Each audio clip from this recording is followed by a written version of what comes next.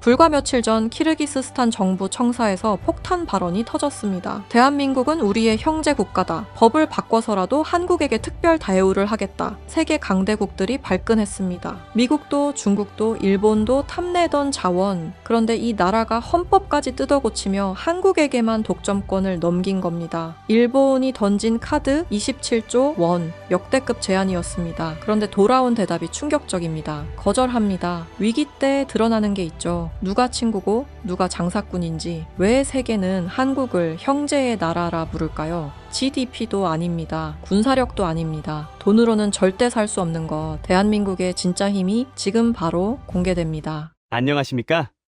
저는 분쟁 지역과 오지를 전문으로 25년간 취재해온 미국인 프리랜서 기자 마이클입니다. 제가 서 있는 곳은 키르기스스탄의 관문 비슈케크 마나스 국제공항입니다. 구소련의 흔적이 남아있는 이곳은 중앙아시아에서도 입국 심사가 까다롭기로 소문난 곳이죠. 그런데 오늘 저는 제 눈을 의심케 하는 기이한 장면을 목격했습니다.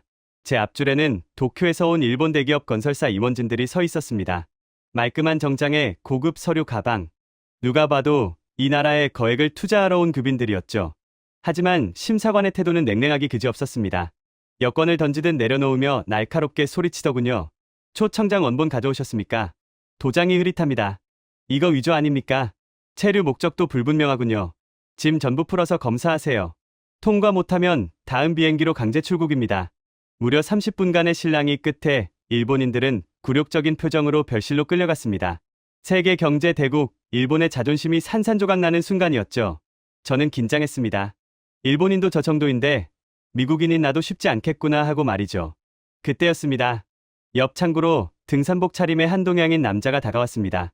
흙이 묻은 낡은 배낭에 헝클어진 머리. 누가 봐도 가난한 배낭 여행객이었습니다. 저는 속으로 저 사람은 100% 입국 거부다라고 생각했습니다. 남자가 주머니에서 짙은 녹색 여권을 꺼냈습니다. 대한민국 여권이었습니다. 그런데 그 순간 공항의 공기가 바뀌었습니다. 무뚝뚝하던 심사관이 한국 여권을 확인하자마자 자리에서 벌떡 일어나 모자를 고쳐 쓰는 겁니다. 그리고 믿을 수 없게도 정중하게 거수경례를 붙였습니다. 안녕하세요. 살람 알레이쿰. 형제여. 한국 사람은 검사 안 합니다. 그냥 지나가세요. 우리나라는 당신들의 집입니다. 심사는 3초 만에 끝났습니다.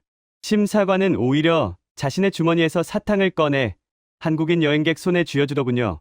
조사실 유리창 너머로 이 광경을 지켜보던 일본인 임원들의 표정은 그야말로 경악 그 자체였습니다. 저는 급히 심사대를 통과해 짐을 챙기던 그 한국인 청년 박민우 씨를 붙잡고 물었습니다. 도대체 당신 뭐하는 사람이냐고, 정부 관계자냐고 말이죠. 그러자 그는 황당하다는 듯 웃으며 이렇게 말했습니다. 저요? 그냥 대학생인데요. 키르기스스탄에선 한국 사람이라고 하면 택시비도 안 받아요. 시골 할머니들은 집에 데려가서 밥도 공짜로 줍니다. 한국인은 여기서 그냥 가족이에요. 저는 충격에 빠졌습니다. 안내판을 보니 특별 입국 우대 국가에 오직 대한민국 한 나라만 적혀 있었습니다. 저는 심사관에게 다시 달려가 따져 물었습니다. 이건 외교적 결례 아니냐? 왜 한국만 특별 대우를 하는 거냐고요? 그러자 심사관은 저를 쏘아보며 벽에 걸린 낡은 흑백 사진 한 장을 가리켰습니다. 20여 년 전 우리 아이들이 추위와 배고픔에 죽어갈 때 선진국이라는 당신들은 어디 있었소? 그때 우리 손을 잡아준 건 한국뿐이었소. 은혜를 모르면 사람이 아니지. 그 은혜가 도대체 무엇이길래 국가 시스템까지 바꾼 걸까요? 이 미스터리를 추적하던 중 저는 현지 노인들에게서 공통적으로 들을 수 있는 한 사람의 이름을 발견했습니다. 키르기스스탄의 오지에서 닥터 한이라고 불리며 신처럼 추앙받는 남자. 기록적인 폭설과 전염병 속에서 모두가 도망칠 때 홀로 남았던 의사. 한승우. 시계를 돌려 모두가 이 땅을 버리고 떠나던 그 절망의 겨울밤으로 가보겠습니다. 이 나라를 이해하려면 먼저 그들이 겪어온 지독한 고립의 역사를 알아야 합니다. 저는 진실을 파헤치기 위해 수도 비슈케크를 떠나 험준한 천산산맥을 넘었습니다. 목적지는 키르기스스탄에서도 가장 춥고 가장 가난하며 가장 고립된 지역인 나린주입니다. 제가 탄 낡은 지프차는 비포장도로를 덜컹거리며 해발 3,000m의 고지대를 힘겹게 올라갔습니다. 창밖으로 보이는 풍경은 압도적이면서도 공포스러웠습니다. 끝없이 펼쳐진 만년설과 살을 베는 듯한 칼바람. 이곳은 인간의 접근을 거부하는 신의 영역처럼 보였습니다. 제가 수소문 끝에 만난 사람은 이 지역의 원로이자 역사학자인 이스마일 씨입니다. 60을 넘긴 그는 제가 한국인 의사에 대해 묻자 깊은 한숨을 내쉬며 20여 년 전 그 겨울의 이야기를 꺼냈습니다. 그의 겨울은 지옥이었습니다. 우리 키르기스스탄 사람들은 그것을 주드라고 부릅니다. 모든 생명을 집어삼키는 하얀 재앙이죠. 이야기는 20여 년 전, 2000년대 초반의 어느 겨울로 거슬러 올라갑니다. 당시 날인 주에는 관측 사상 최악의 폭설이 내렸습니다. 하루 이틀 내리고 그치는 눈이 아니었습니다. 하늘에 거대한 구멍이라도 뚫린 듯 일주일 내내 쉬지 않고 퍼부었습니다. 마을 입구는 이미 3m 높이의 눈벽으로 막혔고 외부로 통하는 유일한 도로는 흔적조차 없이 사라졌습니다. 날인주는 거대한 하얀 감옥이 되었습니다. 영하 40도, 숨을 들이마시면 폐포가 얼어붙는 것 같은 살인적인 추위가 마을을 덮쳤습니다. 가축들은 선체로 얼어 죽었고 사람들은 땔감이 없어 가구를 부숴 불을 피워야 했습니다. 하지만 진짜 공포는 추위가 아니었습니다. 고립된 마을 안에서 정체불명의 역병이 돌기 시작한 것입니다. 처음에는 단순한 감기인 줄 알았습니다. 아이들이 기침을 시작했습니다. 그저 추위 탓이거니 했습니다. 하지만 며칠 뒤 아이들의 고열은 40도를 넘어섰고 온몸에 붉은 반점이 돋아나기 시작했습니다. 장티푸스였습니다. 그것도 아주 지독하게 변이된 전염성이 강한 놈이었죠. 폭설로 깨끗한 물을 구할 수 없게 되자 갈증을 견디지 못한 마을 사람들이 오염된 눈을 녹여 마신 게 화근이었습니다. 설상가상으로 얼어 죽은 가축들의 배설물이 눈 속에 섞여 들어가면서 상황은 걷잡을 수 없이 악화되었습니다. 당시 날인 주에는 국제구호 활동을 위해 여러 나라에서 온 의료팀이 주둔하고 있었습니다. 가장 규모가 컸던 건 일본의 자이카 의료팀이었습니다. 최신식 장비와 넉넉한 보급품, 그리고 수십 명의 전문 의료진. 그들은 이 고립된 마을의 유일한 희망이었습니다. 독일 적십자팀도 있었고 프랑스 국경 없는 의사회 소속팀도 있었습니다. 평소라면 든든한 지원군이었을 겁니다. 하지만 인간이 감당할 수 없는 거대한 재난 앞에서는 선진국의 합리성이라는 것이 얼마나 차갑게 변할 수 있는지 적나라하게 드러나더군요. 상황이 심각해지자 긴급 회의가 소집되었습니다. 일본 의료팀의 리더였던 사토 교수가 회의를 주재했습니다. 그는 도쿄 본부와 위성 전화로 통화를 마친 뒤 침통하지만 단호한 표정으로 입을 열었습니다. 안타깝지만 철수가 결정되었습니다. 그 자리에 있던 모두가 귀를 의심했습니다. 지금 환자가 50명이 넘습니다. 대부분 면역력이 약한 어린아이들이었습니다. 의료진이 떠난다는 건 그들에게 사형 선고를 내리는 것과 다름없었습니다. 하지만 사토 교수는 차가운 눈빛으로 서류 뭉치를 내밀며 말했습니다. 닥터, 이성을 찾으세요. 현재 기상 악화로 보급로가 완전히 끊겼습니다. 식량과 연료는 3일치밖에 남지 않았어요. 게다가 전염병은 통제불능 상태입니다. 우리의 안전 매뉴얼 제1조 1항에 따라 생존 확률 0% 지역에서는 의료진의 안전을 최우선으로 합니다. 생존 확률 0%. 그의 입에서 나온 그 숫자가 회의실의 공기를 얼어붙게 만들었습니다. 독일 팀장도 거들었습니다. 사토 교수 말이 맞습니다. 우리가 여기서 같이 죽는다고 해서 영웅이 되는 건 아닙니다. 내일 새벽, 날씨가 잠깐 갠다는 예보가 있습니다. 그때 구조 헬기가 올 겁니다. 자리가 부족하니 짐은 최소화하세요. 회의는 일방적으로 끝났습니다. 그들은 이미 짐을 싸고 있었습니다. 당시 마을 청년이었던 이스마일 씨의 아버지, 촌장은 일본 팀의 캠프를 찾아가 눈밭에 무릎을 꿇었습니다. 그의 손은 나무 껍질처럼 거칠었고 추위 때문인지 두려움 때문인지 덜덜 떨리고 있었습니다. 제발, 제발 우리 아이들을 살려주십시오. 약이라도 조금 남겨주십시오. 우리가 다 죽게 생겼습니다.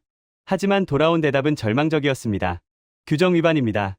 남겨둔 의약품이 오용되거나 암시장에 팔릴 경우 그 책임은 우리 정부가 져야 합니다. 미안하지만 규정은 규정입니다. 다음 날 새벽, 굉음과 함께 헬기가 도착했습니다. 프로펠러가 일으키는 것엔 눈보라 속에서 선진국의 의료진들은 서둘러 짐을 실었습니다. 마을 사람들은 철조망 너머에서 그 광경을 멍하니 바라보았습니다. 누군가는 울부짖으며 돌을 던졌고 누군가는 아이를 안고 주저앉았습니다. 하지만 그 소리는 헬기의 소음에 묻혀버렸습니다. 헬기가 떠오르자 사토 교수가 창문 너머로 아래를 내려다보았습니다. 그의 눈빛은 마치 어쩔 수 없었다는 듯, 합리적인 선택이었다는 듯 흔들림이 없었습니다. 헬기는 점점 작아져 하얀 하늘 속으로 사라졌습니다. 마지막 헬기가 시야에서 사라지는 순간 마을에는 끔찍한 정적이 찾아왔습니다. 바람 소리조차 들리지 않는 완벽한 고립. 이제 이 하얀 감옥에 남은 것은 죽음을 기다리는 환자들과 절망뿐이라고 생각했습니다. 그런데 그때였습니다. 마을 한 구석, 다 쓰러져가는 낡은 군용 텐트 하나에서 희미한 불빛이 새어나오고 있는 것을 발견했습니다. 다른 모든 의료팀이 떠난 자리에 유일하게 철수하지 않은 텐트, 태극기가 그려진 낡은 배낭 하나와 청진기, 그리고 몇 개의 수술 도구만을 가진 한 남자. 그는 대사관의 긴급 철수 연락을 받고도 수화기를 내려놓은 채 고열로 신음하는 아이의 이마에 물수건을 올리고 있었습니다. 마을 사람들이 놀라서 물었습니다. 왜 당신은 떠나지 않았느냐고. 당신도 살아야 하지 않느냐고. 그는 서툰 러시아어로 짧게 대답했다고 합니다. 환자가 여기 눈을 뜨고 있는데 의사가 어디를 갑니까? 그의 이름은 한승우. 당시 40을 갓 넘긴 한국인 외과 의사였습니다. 하지만 그때까지만 해도 마을 사람들은 몰랐습니다. 이 무모해 보이는 한국인 의사가 다가올 밤에 인간의 상식을 뛰어넘는 어떤 기적을 행하게 될지를 말입니다. 그리고 그날 밤 마을의 유일한 발전기가 퍽 하는 소리와 함께 멈춰섰습니다. 암흑이 찾아왔습니다. 그리고 어둠 속에서 누군가의 다급한 비명이 들려왔습니다. 그날 밤날인 줄을 덮친 어둠은 단순한 밤이 아니었습니다. 그것은 빛과 열기, 그리고 희망까지 집어삼키는 거대한 아가리와 같았습니다. 이스마일 씨는 당시를 회상하며 몸을 떨었습니다. 발전기가 멈추자마자 텐트 안의 온도는 급격히 떨어지기 시작했습니다. 영하 30도, 텐트 천막에 맺혀있던 물방울들이 순식간에 얼음 결정으로 변해 우수수 떨어질 정도의 살인적인 추위였습니다. 한승우 의사는 그 순간을 또렷이 기억하고 있었습니다. 발전기가 꺼지는 순간 마치 누군가 거대한 손으로 세상의 스위치를 내린 것 같았다고. 환자들의 얼굴이 어둠 속으로 사라지고 오직 그들의 거친 숨소리만이 암흑 속에서 울려 퍼졌습니다. 심장 모니터의 삐삐 소리도 산소호흡기의 위윙거림도 모두 멈췄습니다. 텐트 안에는 오직 바람이 천막을 때리는 퍽퍽 소리와 환자들의 신음소리만 남았습니다. 비명을 지른 건 이스마일 씨의 어머니였습니다. 그녀의 품에는 5살 난 남동생 아자마트가 안겨 있었습니다. 아이는 숨을 쉬지 못하고 있었습니다. 폐에 물이 차오르는 급성 폐부종이 온 것입니다. 아이가 숨을 헐떡일 때마다 가슴 골격이 기괴하게 함몰되었고 입가에는 핑크빛 거품이 보글거렸습니다. 그냥 두면 아이는 자기 몸 안의 물에 빠져 익사하게 될 상황이었습니다. 한승우 의사가 다급히 달려왔습니다. 하지만 칠흑 같은 어둠 속에서 무엇을 할 수 있겠습니까? 손전등 하나가 있었지만 건전지가 다 되어 반딧불처럼 희미할 뿐이었습니다. 그는 본능적으로 아이의 목에 손을 갖다 댔습니다. 맥박이 점점 약해지고 있었습니다. 시간이 없었습니다. 설상가상으로 텐트 구석에 누워있던 10살 소녀 아이슬루마저 쇼크를 일으키며 경련하기 시작했습니다. 두 아이의 생명이 동시에 꺼져가고 있었습니다. 촌장인 이스마일 씨의 아버지는 바닥에 머리를 찌으며 오열했습니다. 신이시여, 차라리 저를 데려가십시오. 제발 아이들만은. 그 아비규환 속에서 한승우 의사는 잠시 멍하니 허공을 응시했다고 합니다. 그의 머릿속에는 수천 가지 생각이 폭풍처럼 휘몰아쳤습니다. 의대 시절 교수님의 목소리가 들려왔습니다. 의사는 신이 아니다. 살릴 수 없는 환자도 있다. 그것을 인정하는 것도 의술이다. 합리적인 판단이었습니다. 장비도 없고 빛도 없고 약도 떨어졌습니다. 여기서 무리하다가 자신마저 쓰러지면 다른 환자들은 누가 돌봅니까? 포기해도 누구도 그를 탓하지 않을 것입니다. 아니, 오히려 현명한 판단이라고 칭찬할 것입니다. 하지만 그 순간 아자마트의 어머니가 한승우 의사의 바짓가랑이를 붙잡았습니다. 그녀의 손은 얼음장처럼 차가웠고 눈에서는 눈물이 하염없이 흘러내리고 있었습니다. 그녀는 말을 하지 못했습니다. 키르기스어도 러시아어도 아닌 그저 어미의 본능으로 내지르는 울부짖음이었습니다. 하지만 한승우 의사는 그 소리를 완벽하게 이해했습니다. 제발, 이 아이만은 살려주세요. 세상 모든 언어를 초월한 어머니의 기도였습니다. 한승우 의사의 눈앞에 다른 얼굴이 스쳐 지나갔습니다. 한국에 두고 온 아내의 얼굴, 그리고 올해 5살이 되는 아들, 도윤이의 얼굴. 아자마트와 똑같은 나이였습니다. 만약 자신의 아들이 이 상황에 처해 있다면, 만약 어떤 의사가 살릴 수 없다며 고개를 저었다면 모두가 끝났다고 생각했습니다. 의학적으로, 물리적으로 불가능한 상황이었습니다. 수술을 해야 하는데 빛도 없고 난방도 없고 마취제도 부족했습니다. 그런데 그 순간 한승우 의사가 벌떡 일어났습니다. 그의 눈에 불꽃이 일었습니다. 그것은 의사의 눈빛이 아니었습니다. 아버지의 눈빛이었습니다. 그는 자신의 외투를 벗어 아자마트를 덮어주곤 서툰 러시아어로 소리쳤습니다. 뜨거운 물. 지금 당장 물을 끓이세요. 땔감이 없으면 의자를 부수고 책상을 부수세요. 무조건 물을 팔팔 끓여야 합니다. 그리고 깨끗한 천을 모두 가져오세요. 침대 시트든 뭐든 가장 깨끗한 것으로. 사람들은 영문을 몰랐지만 그의 눈빛이 너무나 형형해서 홀린 듯 움직였습니다. 한승우 의사는 텐트 밖으로 뛰쳐나갔습니다. 밖에는 살인적인 눈보라가 몰아치고 있었습니다. 문을 여는 순간 칼날 같은 바람이 그의 얼굴을 후려쳤습니다. 눈을 뜰 수가 없었습니다. 하지만 그는 한 팔로 얼굴을 가린 채 눈밭으로 뛰어들었습니다. 그는 눈밭에 파묻힌 자신의 낡은 지프차로 달려갔습니다. 차는 이미 눈에 반쯤 파묻혀 있었습니다. 그는 맨손으로 눈을 헤치며 보닛을 찾았습니다. 손가락 끝에 감각이 사라졌습니다. 동상의 전조 증상이었습니다. 하지만 멈출 수 없었습니다. 맨손으로 얼어붙은 보닛을 열고 꽁꽁 언볼트를 풀기 시작했습니다. 장갑을 끼면 나사가 돌아가지 않아 맨손이어야 했습니다. 쇠붙이에 손가락 살점이 달라붙어 뜯겨나갔지만 그는 비명 한 번 지르지 않았습니다. 피가 흘렀습니다. 하지만 영하 40도의 추위에 피조차 흐르기 전에 얼어붙었습니다. 그가 가져온 것은 자동차 배터리와 헤드라이트였습니다.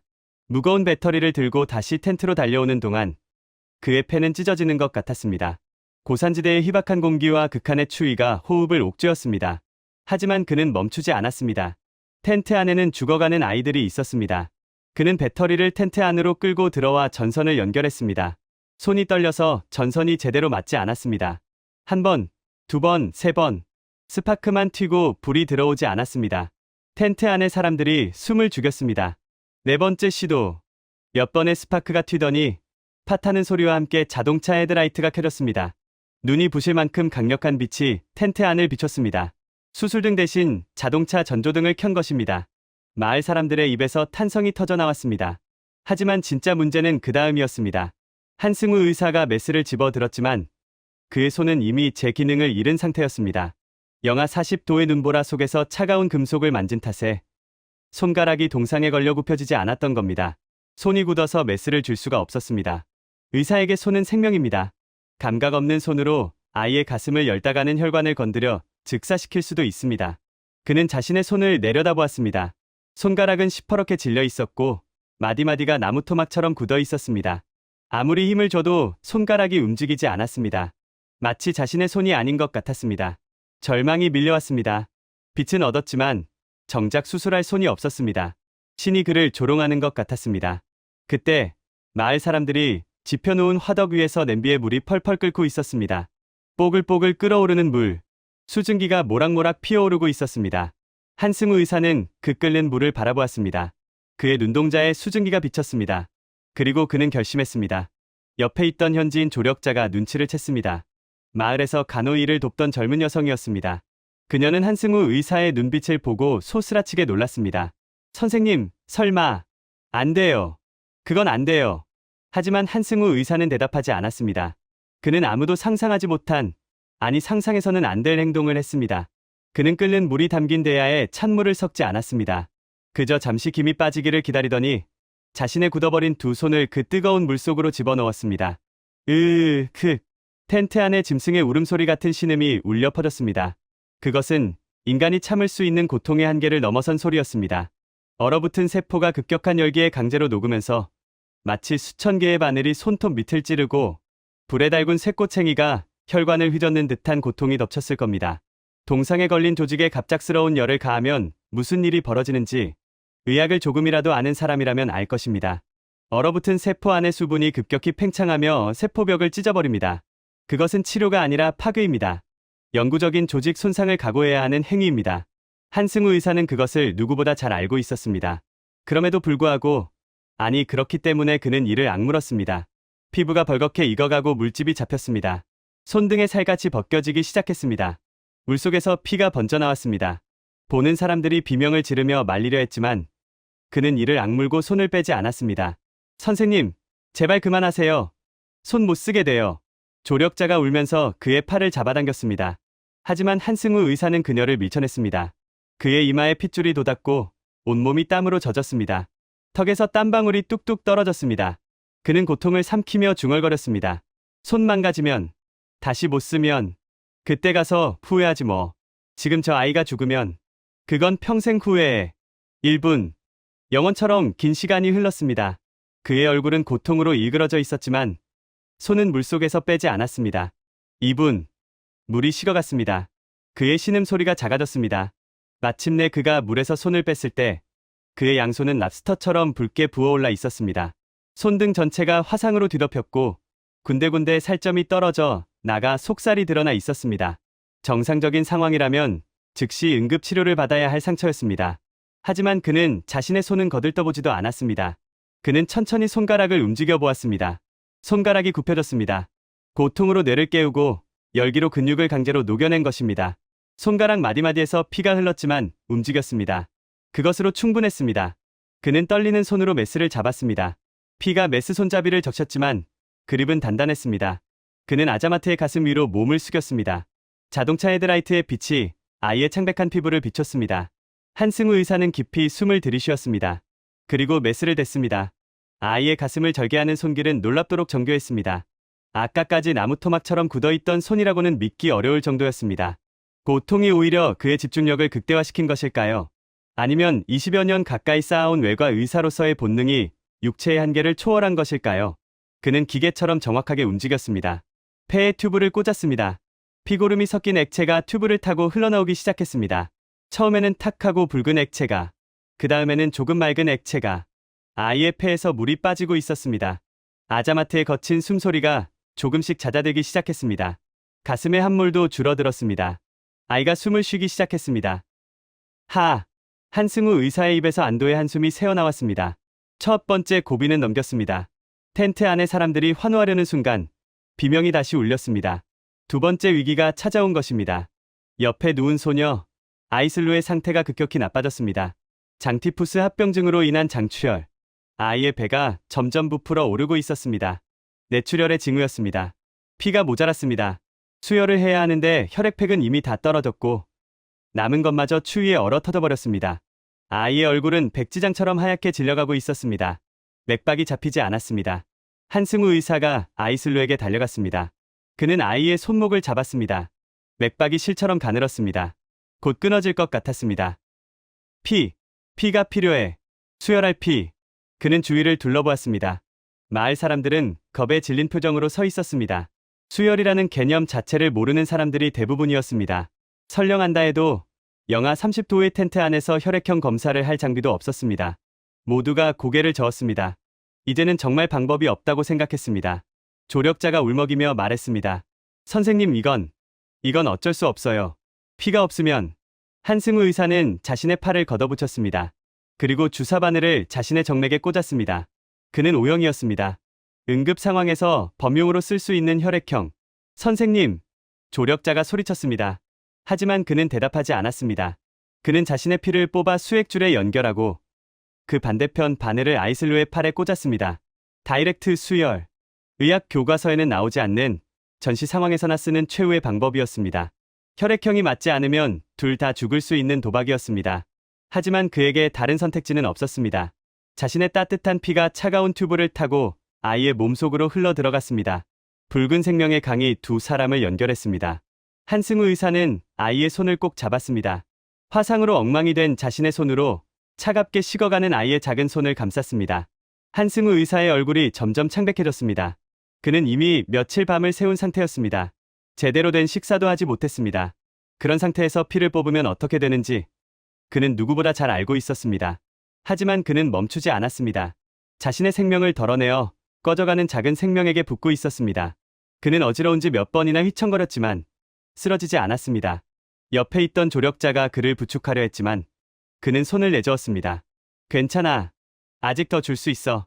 그는 아이슬로의 귀에 대고 한국어로 끊임없이 속삭였습니다. 아이가 알아들을 리 없었지만 그래도 속삭였습니다. 살아라. 제발 살아라. 아저씨가 다 줄 테니까 너는 살아야 한다. 내 엄마가 기다리잖아. 눈 떠. 제발. 그의 목소리는 점점 가늘어졌습니다. 시야가 흐려지기 시작했습니다. 하지만 그는 아이의 손을 놓지 않았습니다. 그날 밤 텐트 밖에는 눈보라가 세상의 모든 것을 덮어버릴 듯 몰아쳤지만 텐트 안은 뜨거웠습니다. 자동차 헤드라이트의 열기, 끓는 물의 수증기, 그리고 한 인간이 뿜어내는 치열한 생명의 온기가 그 작은 공간을 가득 채웠습니다. 마을 사람들은 아무것도 할 수 없었습니다. 그저 기도할 뿐이었습니다. 무슬림도, 기독교인도, 무신론자도 모두 무릎을 꿇고 기도했습니다. 누구에게 기도하는지도 몰랐습니다. 그저 저 아이들이 살기를, 저 의사가 쓰러지지 않기를 빌었습니다. 밤이 깊어갔습니다. 한승우 의사의 의식이 점점 흐려졌습니다. 그는 환각을 보기 시작했습니다. 한국에 두고 온 아들 도윤이가 눈앞에 나타났습니다. 아빠, 언제 와? 아이가 웃고 있었습니다. 한승우 의사의 눈에서 눈물이 흘렀습니다. 미안하다, 도윤아. 아빠가 미안해. 하지만 지금은 이 아이를 살려야 해. 너도 이해하지? 아빠를. 그렇게 밤이 지났습니다. 눈보라가 조금씩 잦아들기 시작했습니다. 먼 동쪽 하늘이 희미하게 밝아오고 있었습니다. 새벽이었습니다. 그리고 기적 같은 일이 벌어졌습니다. 죽어가던 아자마트가 눈을 뜬 것입니다. 엄마! 작은 목소리였지만 그것은 생명의 소리였습니다. 아이의 어머니가 울음을 터뜨리며 아이를 끌어안았습니다. 그리고 얼마 뒤 아이슬로에 창백하던 볼에도 희미하게 홍조가 돌아왔습니다. 아이의 손에 온기가 돌기 시작했습니다. 심장이 다시 힘차게 뛰기 시작했습니다. 두 아이 모두 살아난 것입니다. 한승우 의사는 그제야 메스를 내려놓고 바닥에 주저앉았습니다. 아니, 쓰러졌습니다. 그의 손은 화상으로 엉망진창이 되어 있었고 피를 너무 많이 뽑아 입술은 파랗게 질려 있었습니다. 의식이 희미해져 가고 있었습니다. 하지만 그는 웃고 있었습니다. 그 처참한 몰골을 하고서 아이들이 숨을 쉬는 모습을 보며 아이처럼 해 맑게 웃고 있었습니다. 살았어. 둘 다 살았어. 그 말을 마지막으로 그는 의식을 잃었습니다. 마을 사람들이 비명을 지르며 달려들었습니다. 그들은 한승우 의사를 침대에 눕히고 밤새 끓여놓은 물로 그의 손을 씻겼습니다.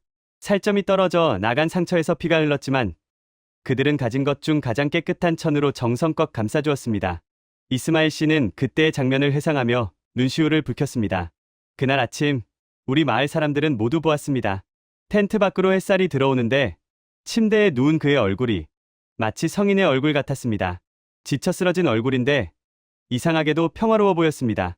촌장님이셨던 제 아버지는 그 앞에 무릎을 꿇고 그의 부르튼 손에 입을 맞추셨습니다. 그때부터였습니다. 마을 사람들은 그를 더 이상 닥터라고 부르지 않았습니다. 그들은 그를 아타라고 불렀습니다. 키르기스어로 아버지라는 뜻입니다. 피를 나누었으니 그는 이제 이방인이 아니라 그들의 아버지였습니다. 나린주에서의 기적은 입에서 입으로 전해져 키르기스스탄 전역으로 퍼져나갔습니다. 다른 나라 의사들은 다 도망갔지만 한국 의사는 자기 피를 뽑고 손을 삶아서 우리 아이들을 살렸다. 그 전설 같은 이야기는 유목민들의 노래가 되어 초원을 넘어 수도 비슈케크까지 울려 퍼졌습니다.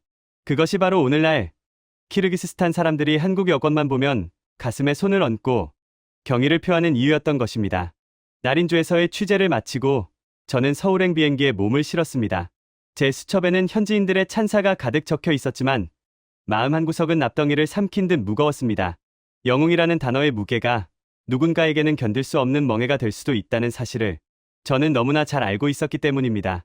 서울의 밤은 화려했습니다. 한강의 불빛과 고층 빌딩 숲은 키르기스스탄의 칠흑 같은 어둠과는 정반대의 세상이었습니다.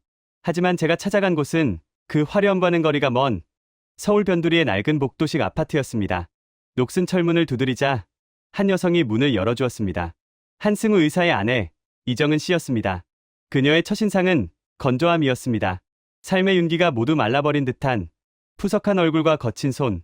남편이 타국에서 사람을 살리는 신으로 추앙받는 동안 그녀는 이곳에서 홀로 현실이라는 전쟁터와 싸워야 했던 것입니다. 집안은 정갈했지만 냉기가 감돌았습니다. 가장 눈에 띄는 것은 거실 벽에 걸린 가족 사진이었습니다. 사진 속에는 젊은 시절의 이정은 씨와 어린 아들만이 웃고 있었습니다. 남편의 자리는 비어 있었습니다. 마치 처음부터 존재하지 않았던 사람처럼 말입니다. 남편이요. 글쎄요. 기억이 잘 안 나네요. 제가 한승우 의사의 소식을 전하자 그녀는 덤덤하게 대답했습니다. 원망조차 사치라는 듯 그녀의 목소리에는 감정의 높낮이가 없었습니다. 그때 현관문이 열리고 한 청년이 들어왔습니다. 한승우 의사의 아들, 26살의 한도윤이었습니다. 그는 편의점 유니폼을 입고 있었습니다. 야간 아르바이트를 마치고 돌아온 듯 피곤해 절어있는 모습이었습니다. 제가 기자라고 소개하자 도윤 씨의 눈빛이 순식간에 날카로워졌습니다. 또 그 이야기입니까? 지겹지도 않으세요? 영웅이니 슈바이처니 그거 다 쇼입니다.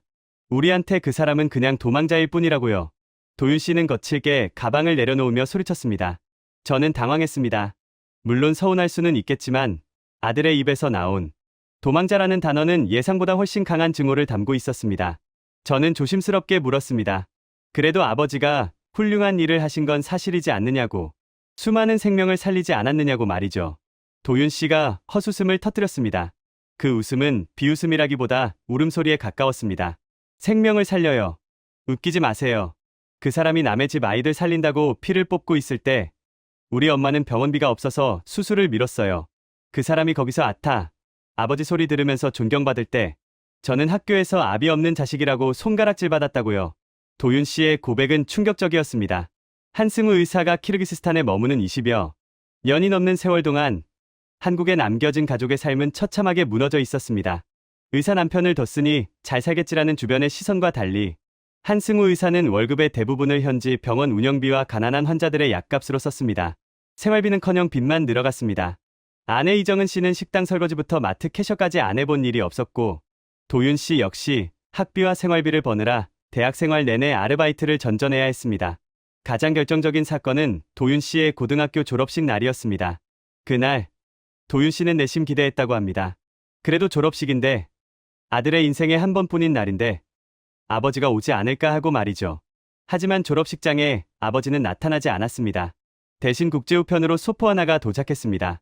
상자 안에는 키르기스스탄 전통 모자와 편지 한 통이 들어있었습니다. 도윤아, 졸업 축하한다. 아빠가 지금 중요한 수술이 있어서 못 가는구나. 미안하다. 나중에 꼭 설명해 주마. 사랑한다. 도윤 씨는 그 자리에서 편지를 구겨 쓰레기통에 던져버렸습니다. 친구들은 가족들과 꽃다발을 들고 사진을 찍으며 웃고 있는데 자신은 덩그러니 혼자 운동장에 서서 얼굴도 기억나지 않는 아버지의 변명을 읽어야 했습니다. 그날 이후 도윤 씨의 마음속에서 아버지는 죽은 사람이 되었습니다. 기자님, 그거 아세요?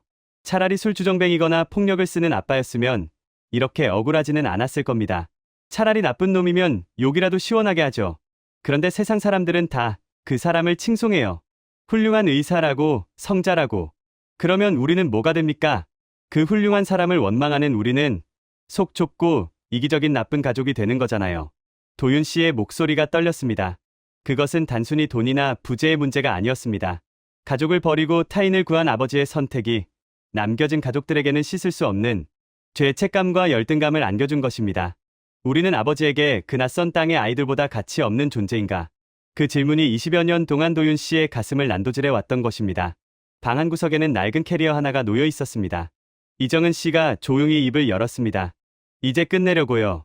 더 이상은 못 버티겠어요. 이혼 서류 보냈는데 답이 없네요. 도윤이가 가서 받아온대요. 도장. 이혼. 그것이 이 가족이 내린 결론이었습니다. 도윤 씨는 결연한 표정으로 말했습니다. 제가 갑니다. 가서 그 사람 얼굴 보고 직접 단판 지을 겁니다.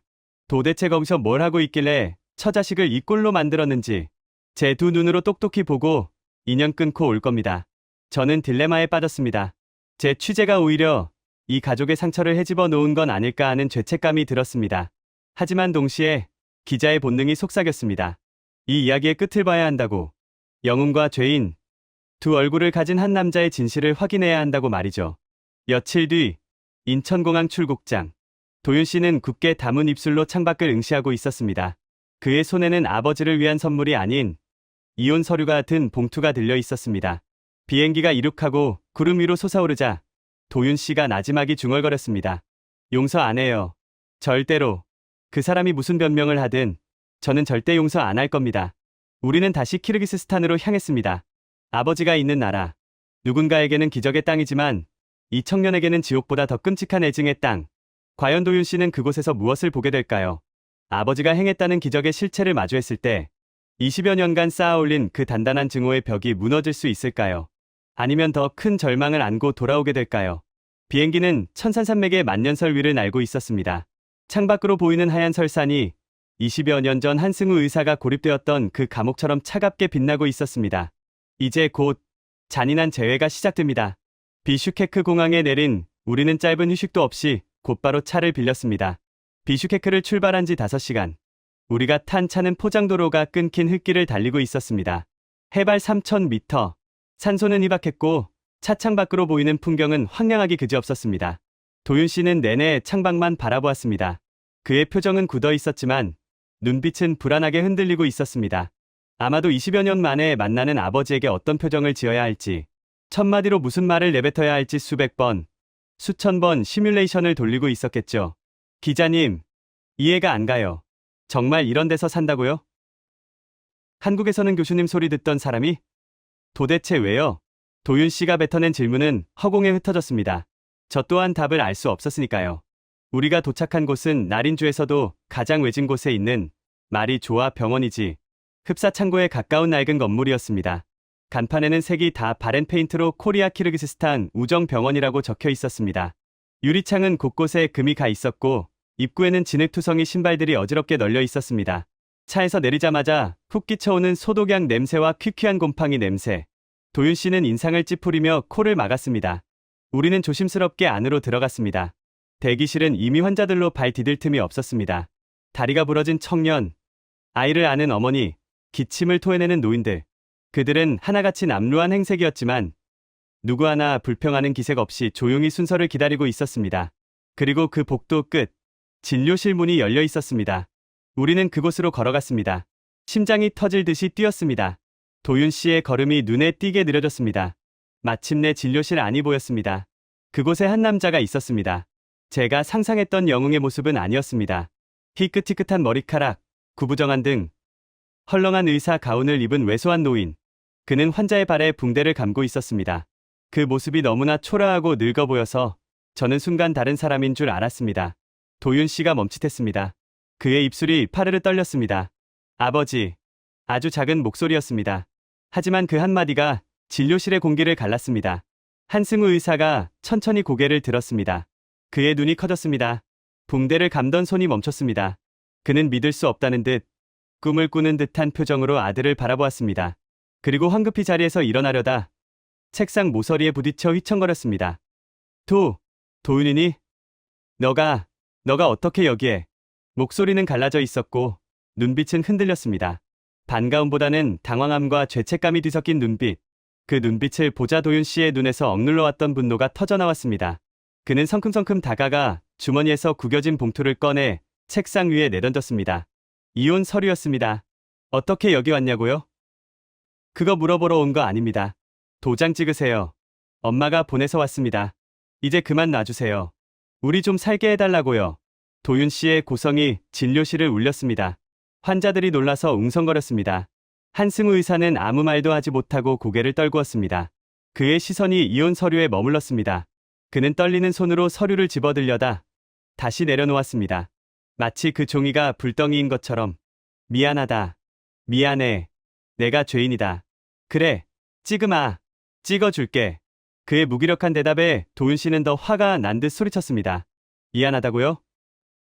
20여 년 만에 아들 보고 하는 말이 고작 그거예요.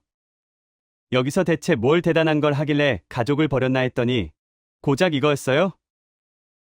이런 쓰러져가는 병원에서 돈도 안 되는 환자들 보면서 혼자 성인군자 놀이하느라 우리를 그 지옥 속에 방치한 거예요.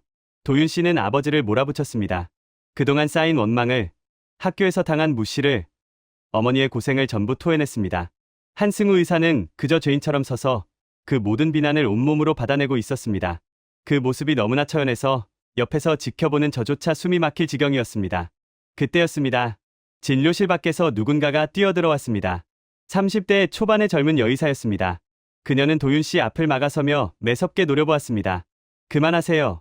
당신이 아무리 아들이라도 이분에게 함부로 말할 자격은 없어요. 그녀의 눈에는 눈물이 가득 고여 있었습니다. 도윤 씨가 어이없다는 듯 그녀를 밀치려 했습니다. 당신이 뭔데 끼어들어. 이건 우리 가족 문제야. 가족? 그래요. 당신은 가족이죠.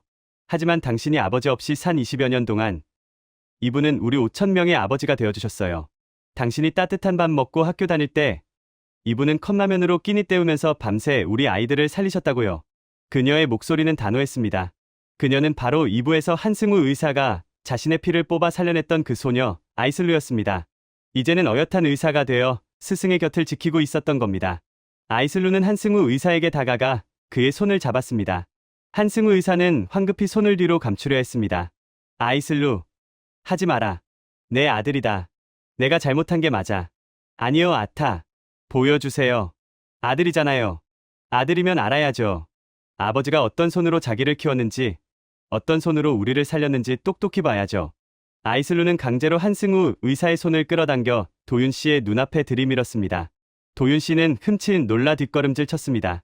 그 손은 손이라고 부르기 힘들 정도로 망가져 있었습니다. 손등 전체가 붉은 화상 흉터로 뒤덮여 있었고 피부는 쭈글쭈글하게 녹아 눌러붙어 있었습니다. 손가락 마디마디는 기형적으로 굽어 있었고 손톱은 거의 남아있지 않았습니다. 그것은 사람의 손이라기보다 불에 탄 나뭇가지 같았습니다. 이게 이게 뭐예요? 도윤 씨의 목소리가 떨렸습니다. 아이슬루가 울먹이며 소리쳤습니다. 보세요. 이게 당신 아버지 손이에요. 20여 년 전, 전기가 끊긴 밤에 내 친구와 나를 살리려고 얼어붙은 손을 펄펄 끓는 물에 집어넣으셨어요. 마취도 없이 그 뜨거운 물에 자기 손을 삶아가면서 우리를 수술하셨다고요. 도윤 씨는 벼락을 맞은 듯 굳어버렸습니다. 끓는 물. 상상조차 할 수 없는 고통입니다. 아버지가, 저 무뚝뚝하고 무능해 보이던 아버지가 사람을 살리기 위해 스스로의 손을 찢었다는 사실이 믿기지 않았습니다. 당신이 한국에서 편하게 학교 다닐 때 보내준 그 돈, 아타가 이 손으로 번 돈이 아니에요. 자신의 월급을 전부 한국으로 보내고 정작 본인은 곰팡이 핀 빵을 드셨어요. 왜인지 알아요? 가족한테 미안해서, 같이 있어주지 못해서 돈이라도 보내야 한다고. 그게 가장의 책임이라고. 아이슬루의 절규가 진료실을 가득 채웠습니다. 대기실에 있던 환자들도 어느새 진료실 입구로 몰려들어 그 광경을 지켜보고 있었습니다. 그들의 눈빛은 한승우 의사를 향한 무한한 존경과 도윤 씨를 향한 안타까움으로 가득 차 있었습니다. 한 노인이 지팡이를 짚고 들어와 도윤 씨의 어깨를 조심스럽게 두드렸습니다. 젊은이, 자네 아버지는 사람이 아니네. 신이 보내준 천사야. 우리는 20여 년 동안 자네 아버지를 훔쳤었네. 정말 미안하네. 자네가 아버지를 잃어버린 게 아니야. 우리가 빌려 쓴 거야. 용서하게. 우리가 아버지를 훔쳤었다. 그 투박한 사과가 도윤 씨의 가슴을 후벼 팠습니다. 도윤 씨는 천천히, 아주 천천히 아버지의 손을 잡았습니다. 딱딱하게 굳은 흉터의 감촉이 손끝에 전해졌습니다. 그것은 징그러운 상처가 아니었습니다. 가장 치열하게 살았던 한 인간의 훈장이자 가족과 환자를 위해 모든 것을 태워버린 희생의 증거였습니다. 도윤 씨의 눈에서 굵은 눈물이 뚝뚝 떨어졌습니다. 증오가 녹아내린 자리에 감당할 수 없는 슬픔과 존경심이 밀려왔습니다. 아버지, 왜 말 안 했어? 왜 바보같이 혼자 이랬어? 손이 이게 뭐야? 아프잖아. 얼마나 아팠어? 도윤 씨는 아버지의 흉측한 손을 자신의 볼에 비비며 오열했습니다. 어린아이처럼 엉엉 소리내어 울었습니다. 그동안 미워해서 미안하다고. 아빠가 없는 게 아니라 아빠가 너무 위대해서 우리가 외로웠던 거라고. 그 사실을 이제야 알았다고 울부짖었습니다. 한승우 의사는 그런 아들을 와락 끌어안았습니다. 그의 굽은 등도 들썩였습니다. 미안하다, 도윤아. 아빠가 미안해. 너 졸업식에도 못 가고 엄마 고생만 시키고 내가 나쁜 놈이다. 용서하지 마라. 아니야. 아빠 나쁜 놈 아니야. 아빠 바보야. 세상에서 제일 멍청한 의사야. 두 부자는 서로를 부둥켜 안고 한참을 울었습니다. 진료실 안의 환자들도, 아이슬루도, 그리고 저 마이클 기자도 눈물을 훔쳤습니다. 그것은 20여 년의 묵은 감정이 씻겨 내려가는 순간이자 끊어졌던 천륜이 다시 이어지는 기적의 순간이었습니다. 이혼 서류는 바닥에 떨어진 채 누구의 관심도 받지 못하고 뒹굴고 있었습니다. 한참 뒤 감정을 추스른 도윤 씨가 눈물 젖은 얼굴로 아버지에게 물었습니다. 이제 한국으로 가자고. 엄마가 기다린다고. 이제 할 만큼 했으니 집에 가자고 말이죠. 하지만 한승우 의사는 씁쓸하게 웃으며 고개를 저었습니다. 아직은 아니야. 내가 여기서 해야 할 마지막 일이 있어. 마지막 일이라뇨? 여기서 더 할 게 뭐가 있어요? 한승우 의사는 창밖을 바라보았습니다. 비슈케크 방향. 그러니까 키르기스스탄 정부 청사가 있는 쪽이었습니다. 그의 눈빛이 다시 한번 매섭게 빛났습니다. 내 친구를 만나야 한다. 20여 년 전 내가 살려낸 꼬마 녀석. 그 녀석이 지금 큰 실수를 하려고 해. 친구로서, 아버지로서 말려야지. 그가 말한 꼬마 녀석. 바로 이부에서 폐부종으로 죽어가던 촌장의 아들이자 이스마일 씨의 남동생 아자마트였습니다. 그리고 놀랍게도 그 아자마트는 지금 키르기스스탄의 천연자원을 총괄하는 장관이 되어 있었습니다. 운명의 수레바퀴는 묘하게도 3조엔의 광산 입찰권이 걸린 회의장으로 우리를 이끌고 있었습니다. 아버지는 낡은 왕진 가방을 챙겼습니다. 그리고 아들의 손을 꼭 잡고 병원을 나섰습니다. 가자, 도윤아. 아빠가 어떤 사람인지 마지막으로 보여주마.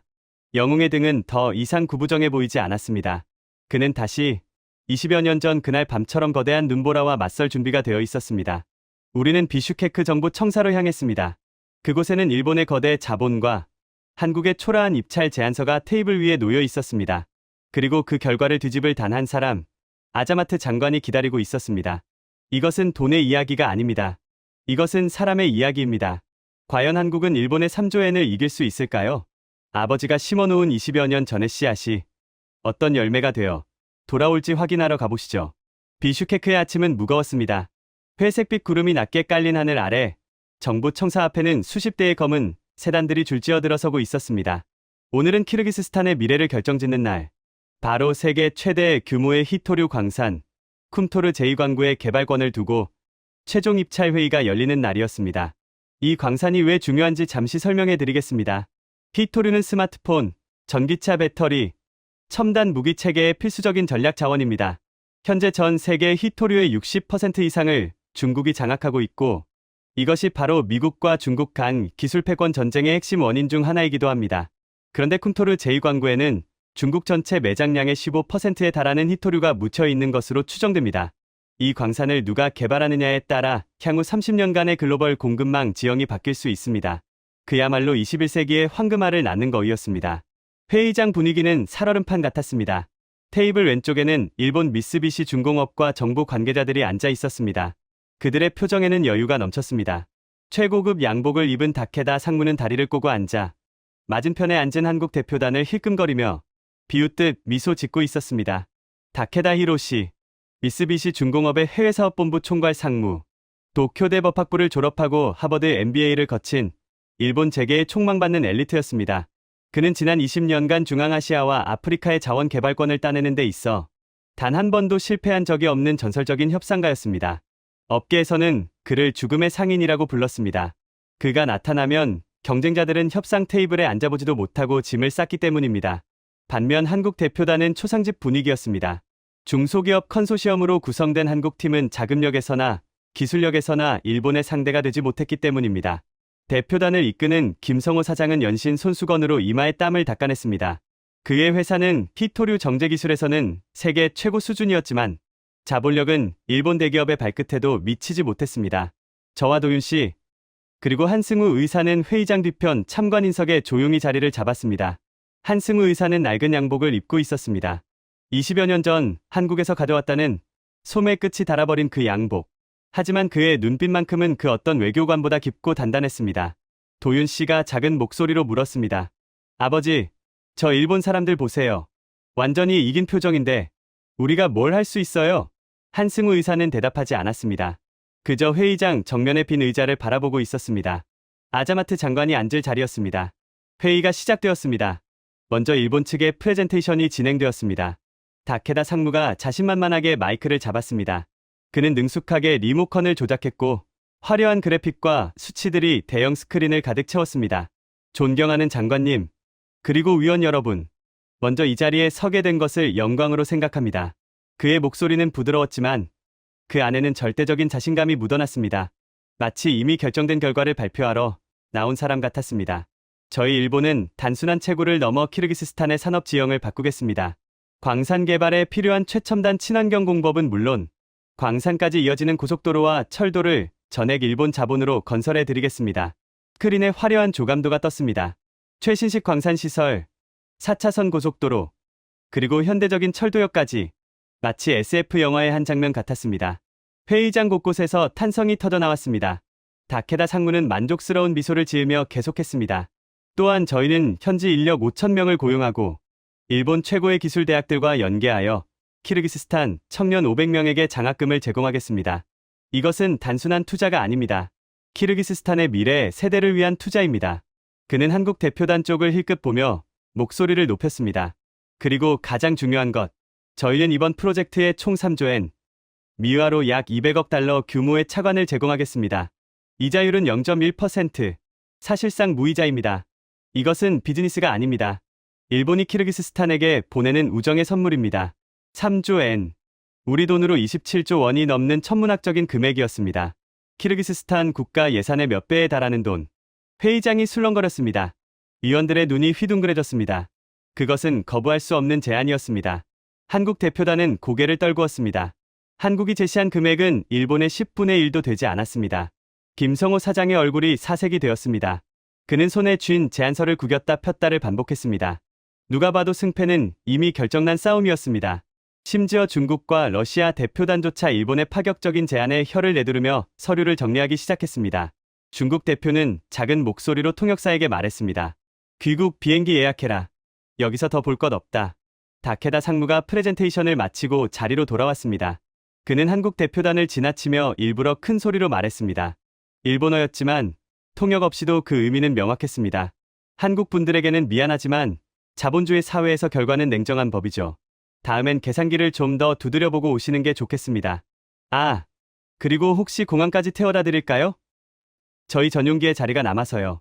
그의 부하 직원들이 킬킬거리며 웃었습니다. 김성호 사장의 얼굴이 불그락불그락해졌지만 아무 말도 하지 못했습니다. 힘이 없으면 모욕도 감수해야 하는 것이 국제 비즈니스의 냉혹한 현실이었습니다. 도윤 씨가 주먹을 불끈 쥐었습니다. 아버지, 저 자식들. 한승우 의사가 아들의 손을 가만히 잡았습니다. 기다려라. 아직 끝난 게 아니야. 그때였습니다. 회의장 문이 열리고 한 남자가 걸어 들어왔습니다. 키르기스스탄 천연자원부 장관 아자마트였습니다. 그는 30대 초반의 젊은 나이였지만 유목민 특유의 강인한 기골과 매서운 눈매를 가지고 있었습니다. 키가 훤칠했고 걸음걸이에는 초원을 달리던 선조들의 기상이 묻어났습니다. 하지만 오늘 그의 표정은 무거웠습니다.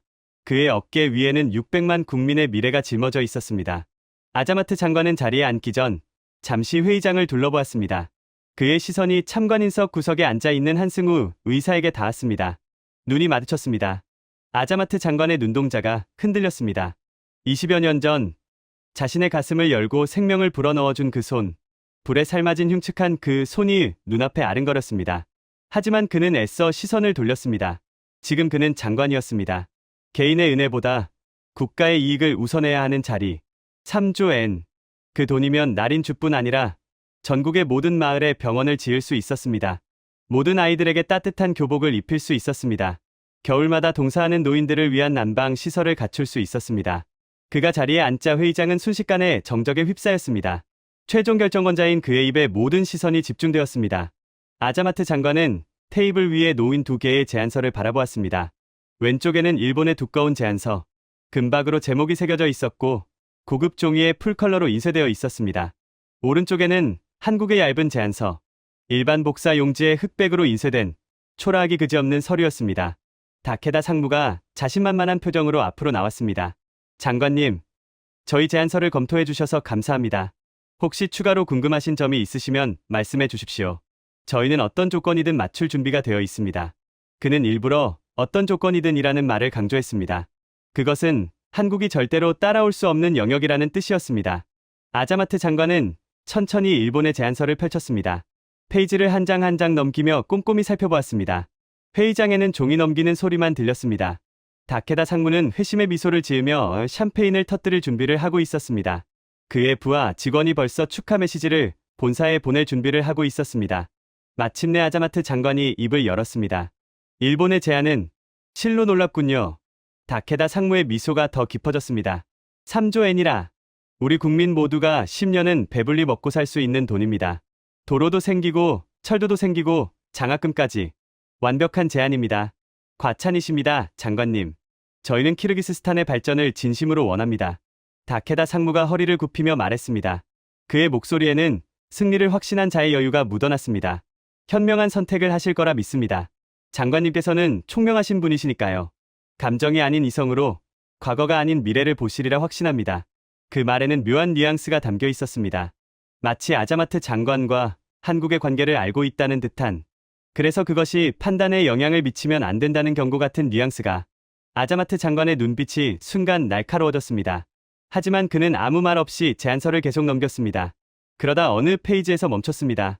12페이지였습니다. 그는 그 페이지를 한참 동안 들여다보았습니다. 회의장의 공기가 묘하게 바뀌었습니다. 다케다 상무의 미소가 조금 굳어졌습니다. 장관님, 혹시 그 조항의 문제가... 아자마트 장관이 고개를 들었습니다. 그의 표정은 차가웠습니다. 다케다 상무님, 당신들의 그 완벽한 제안서에는 한 가지 치명적인 결함이 있습니다. 결함이라뇨? 그럴 리가 없습니다. 저희는 세계 최고의 전문가들이 6개월간 준비한 매뉴얼. 아자마트 장관이 말을 잘랐습니다. 그 한 단어가 회의장에 떨어지자 공기가 얼어붙었습니다. 당신들의 제안서 12페이지를 보면 이런 조항이 있더군요. 그는 해당 페이지를 크게 소리내어 읽었습니다. 불가항력적인 재난 상황 발생 시 일본 측은 인력과 장비의 즉각적인 철수를 결정할 수 있으며 이해에 대한 손해배상은 청구할 수 없다.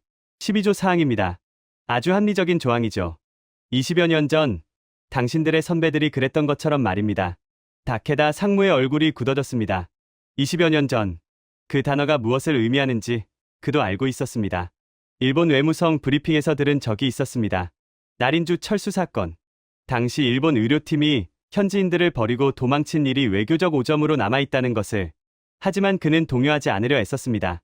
장관님, 그것은 20여 년 전의 일입니다. 그리고 그것은 의료 지원 사업이었고, 이것은 비즈니스입니다. 두 가지를 혼동하시면 곤란합니다. 비즈니스.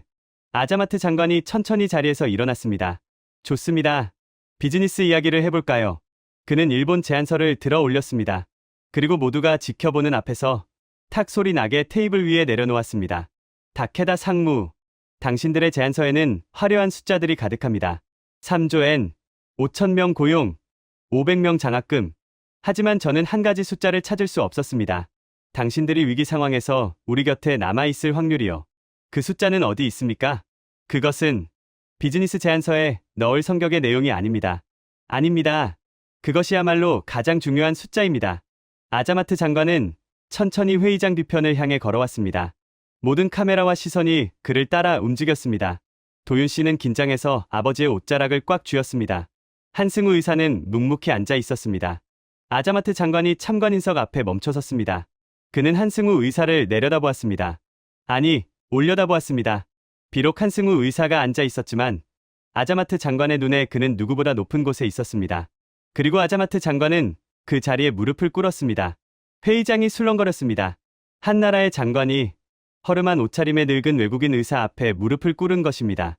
카메라 플래시가 터졌습니다. 기자들이 웅성거렸습니다. 다케다 상무가 벌떡 일어나 소리쳤습니다. 장관님, 지금 뭐 하시는 겁니까? 이것은 공적인 자리입니다. 저 사람은 대체 누굽니까? 아자마트 장관은 대답하지 않았습니다. 그는 한승우 의사의 두 손을 잡았습니다. 화상 흉터로 뒤덮인 쭈글쭈글하고 못생긴 그 두 손. 그는 그 손을 자신의 이마에 갖다 댔습니다. 키르기스스탄에서 가장 높은 존경을 표하는 방식이었습니다. 아타, 오셨습니까? 그의 목소리가 떨렸습니다. 30대 초반의 장관이 순간 5살 꼬마로 돌아간 듯 했습니다. 보고 싶었습니다. 정말 보고 싶었습니다. 한승우 의사의 눈에도 눈물이 고였습니다. 나도 보고 싶었다. 아자마트. 많이 컸구나. 다케다 상무가 다시 고함을 질렀습니다. 장관님, 지금 사적인 감정으로 국가의 중대사를 결정하시겠다는 겁니까? 이건 외교적 결례입니다. 도쿄 본사에 즉각 보고하겠습니다. 일본 정부도 가만히 있지 않을 겁니다. 아자마트 장관이 천천히 일어났습니다. 그의 눈에는 눈물이 고여 있었지만 목소리는 천둥처럼 단호했습니다. 그는 다케다 상무를 똑바로 응시하며 말했습니다. 다케다 상무, 당신이 물었죠? 이 사람이 누구냐고. 그는 한 걸음 다케다 상무에게 다가갔습니다. 잘 들으시오. 20여 년 전 나린주의 지옥 같은 겨울이 찾아왔을 때 당신네 나라 의사들은 매뉴얼을 핑계로 헬기를 타고 도망쳤소. 생존 확률 0% 지역에서는 철수가 합리적이다. 그게 당신들의 논리였지. 회의장이 고요해졌습니다. 아자마트 장관의 목소리만이 울려 퍼졌습니다. 하지만 이분은 남았소. 모두가 도망칠 때 홀로 남아서 죽어가는 우리 아이들의 손을 잡았소. 그는 자신의 셔츠 단추를 풀기 시작했습니다. 위원들이 놀란 눈으로 바라보았습니다. 셔츠가 열리자 가슴 한복판에 선명하게 남아있는 수술 자국이 드러났습니다. 길게 패인 흉터. 20여 년의 세월이 흘렀지만 여전히 선명한 그 자국. 이 흉터가 보이시오. 그는 그 흉터를 손가락으로 가리키며 외쳤습니다. 이것이 바로 대한민국이 우리에게 보내준 차관이오. 숫자로 환산할 수 없는 차관. 3조 엔으로도 살 수 없는 차관. 그는 다시 한승우 의사를 가리켰습니다. 그리고 이분의 손을 보시오. 한승우 의사가 조용히 손을 들어 보였습니다. 그의 양손은 화상 흉터로 뒤덮여 있었습니다. 손등 전체가 붉게 일그러져 있었고 손가락 마디마디는 기형적으로 굽어 있었습니다. 정상적인 손이라고 부를 수 없는 흉측한 모습이었습니다. 회의장의 모든 사람들이 숨을 삼켰습니다. 저 손이 보이시오? 끓는 물에 삶아져서 영원히 망가진 저 손이 20여 년 전 전기가 끊긴 밤에 나와 내 친구를 살리려고 이분은 얼어붙은 자신의 손을 펄펄 끓는 물에 집어넣었소. 마취도 없이 그 뜨거운 물에 자기 손을 삶아가면서 우리를 수술하셨단 말이오. 아자마트 장관의 목소리가 떨렸습니다. 하지만 그는 멈추지 않았습니다. 외과 의사에게 손은 생명이오. 이분은 자신의 생명을 버리면서 우리를 살렸소. 그리고 그것도 모자라 자신의 피를 뽑아 우리에게 수혈했소. 우리 핏줄에는 아직도 이분의 피가 흐르고 있단 말이오. 다케다 상무의 얼굴이 사색이 되었습니다. 그는 아무 말도 하지 못하고 서 있었습니다. 그의 완벽한 프레젠테이션, 3조엔의 숫자, 화려한 조감도, 그 모든 것이 흉터 하나, 망가진 손 한 쌍 앞에서 무력해지고 있었습니다. 아자마트 장관은 다시 단상으로 걸어갔습니다. 그는 마이크를 잡고 회의장 전체를 둘러보았습니다. 다케다 상무, 당신은 아까 감정이 아닌 이성으로 과거가 아닌 미래를 보라고 하셨소. 아주 그럴듯한 말이오. 하지만 저는 묻고 싶소. 그의 눈빛이 날카롭게 빛났습니다. 과거를 기억하지 못하는 자에게 미래가 있겠소? 은혜를 모르는 자에게 신뢰가 있겠소? 회의장이 조용해졌습니다. 당신들은 3조엔을 제시했소. 대단한 금액이오. 하지만 제가 장담하건대 10년 뒤 어떤 위기가 닥치면 당신들은 또 매뉴얼을 들이밀며 철수할 것이오. 불가항력 조항에 따라 철수합니다. 그렇게 말하며 떠나겠지. 그는 한국 대표단 쪽을 바라보았습니다. 하지만 한국은 다르오. 그들은 돈이 없어도 남았소. 장비가 없어도 남았소. 목숨이 위험해도 남았소. 왜? 우리가 그들의 가족이기 때문이오. 그는 깊이 숨을 들이쉬었습니다. 그리고 역사에 남을 한마디를 던졌습니다. 키르기스스탄 정부는 일본의 3조엔 제안을 거절합니다. 회의장이 술렁거렸습니다. 다케다 상무가 벌떡 일어났습니다. 장관님, 다시 한번 생각해 주십시오. 3조엔입니다.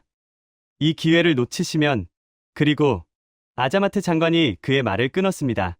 쿰토르 제2광구의 개발, 우선 협상 대상자로 대한민국을 선정합니다. 한국 대표단이 멍하니 서로를 바라보았습니다. 김성호 사장의 눈에서 눈물이 흘러내렸습니다. 믿을 수 없다는 표정이었습니다.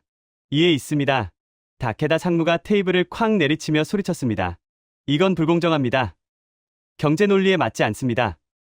국제재판소에 제소하겠습니다. 일본 정부가 가만히 있지 않을 것입니다. 아자마트 장관은 싸늘하게 웃었습니다. 그리고 천천히, 아주 천천히 다케다 상무에게 다가갔습니다. 두 사람은 1미터 거리를 두고 마주섰습니다. 아자마트 장관이 낮은 목소리로 말했습니다. 불공정? 천만에, 저는 가장 합리적인 결정을 내린 것이오. 합리적이라니, 3조엔을 거절하는 게 합리적입니까? 들으시오, 다케다 상무. 아자마트 장관의 목소리가 더 낮아졌습니다.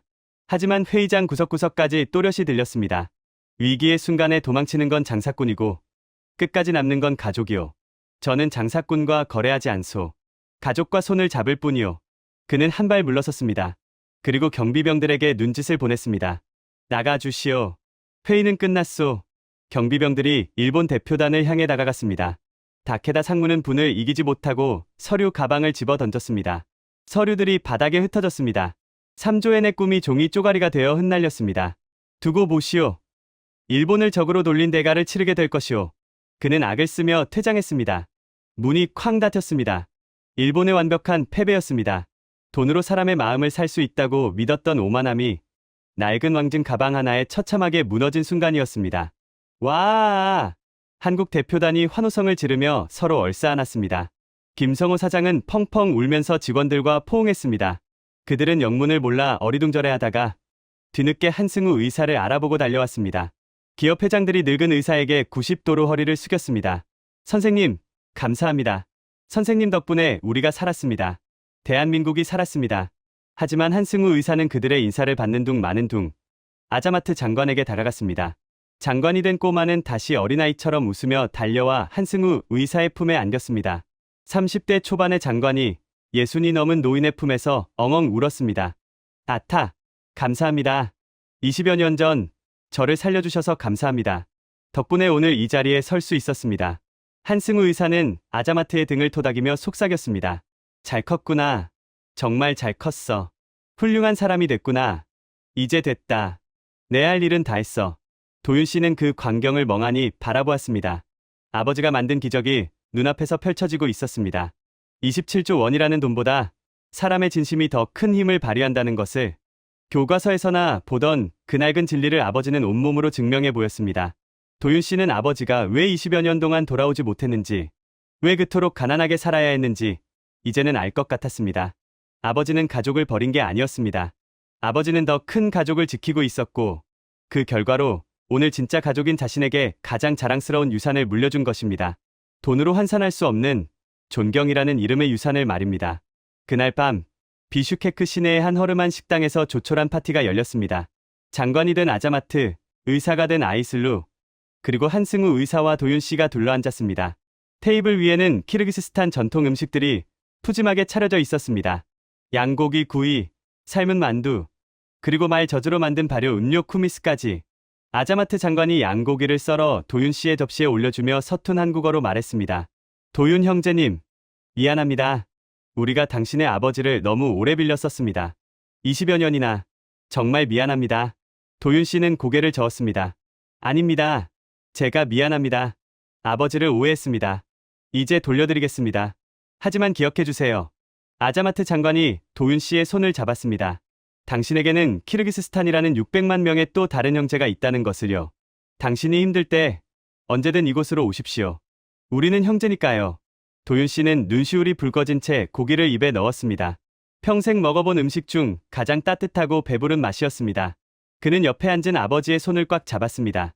그 흉측한 화상 자국이 이제는 세상에서 가장 아름다운 무늬처럼 느껴졌습니다. 아버지, 집에 가요. 엄마가 기다려요. 된장찌개 끓여놓는다고 했어. 그래. 가자. 가서 엄마한테 빌어야지. 무릎이 닳도록 빌어야지. 한승우 의사가 쑥스러운 듯 웃었습니다. 그의 주름진 얼굴에 20여 년 만에 처음으로 편안한 미소가 번졌습니다. 밖에는 다시 눈이 내리고 있었습니다. 하지만 더 이상 춥지 않았습니다. 날인 주의 그 겨울. 아버지가 피워 올렸던 그 작은 불씨가 이제는 거대한 횃불이 되어 두 나라를, 그리고 두 가족을 따뜻하게 비추고 있었으니까요. 오늘의 감동 사연 어떻게 들으셨나요? 3조 엔을 거절한 장관. 27조 원의 일본 제안을 물리친 건 돈이 아니었습니다. 20여 년 전 끓는 물에 손을 삶아가며 아이들을 살린 한 의사의 흉터였습니다. 일본 대표단은 이렇게 말했습니다. 감정이 아닌 이성으로 판단하라고. 키르기스스탄 장관의 대답은 단 한 문장이었습니다.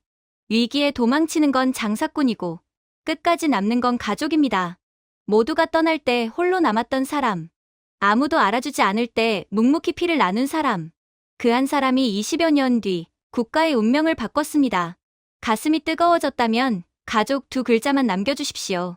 이 영상을 공유하는 것은 단순한 클릭이 아닙니다. 세상에 아직 돈보다 진심이 이긴다는 증거를 알리는 일입니다. 대한민국은 그렇게 형제를 만들어 왔습니다.